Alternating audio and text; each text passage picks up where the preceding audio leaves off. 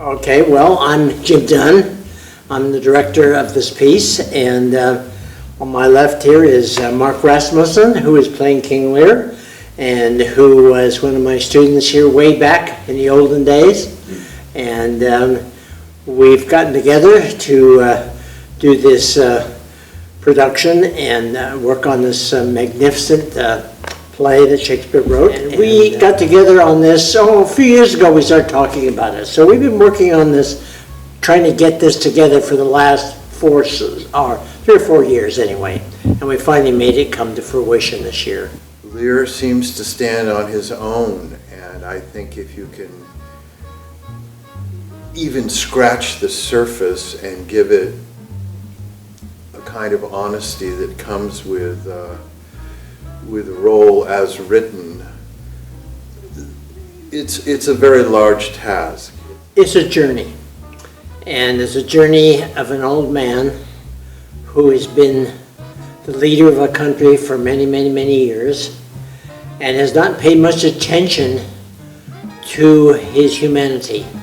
Has only paid attention to the power that he has had control over for all of these years, and the people that he's had control over, and the lives he's had control over, not paying much attention to his own internal life. And because of that, he's never really learned how to love.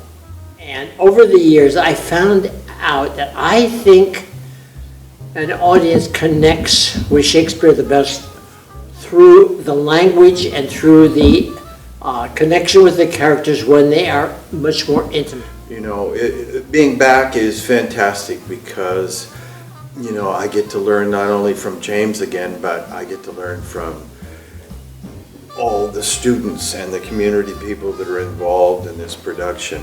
And that, for me, is the most valuable piece of this whole process.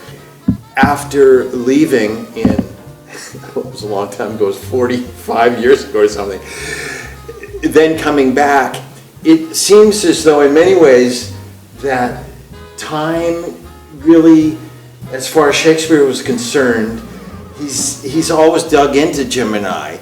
And, you know, Jim turned me on to so much of that. So in the moment, it just seems like we went through some other corridors and rooms, and then we met again in the studio theater. And it's a continuum.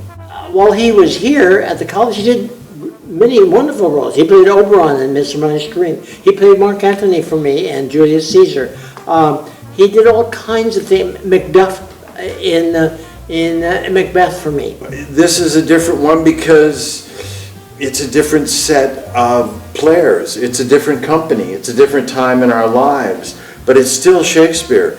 And he's still dealing all the cards, and they're infinite. They go on and on and on. They never end. All I can do as a director is hope that when someone sees a production that we do, that they come away and moved by the theatricality. Something happens in it that say, wow, did that scene really get me? I left my tail off in that scene. It was so funny.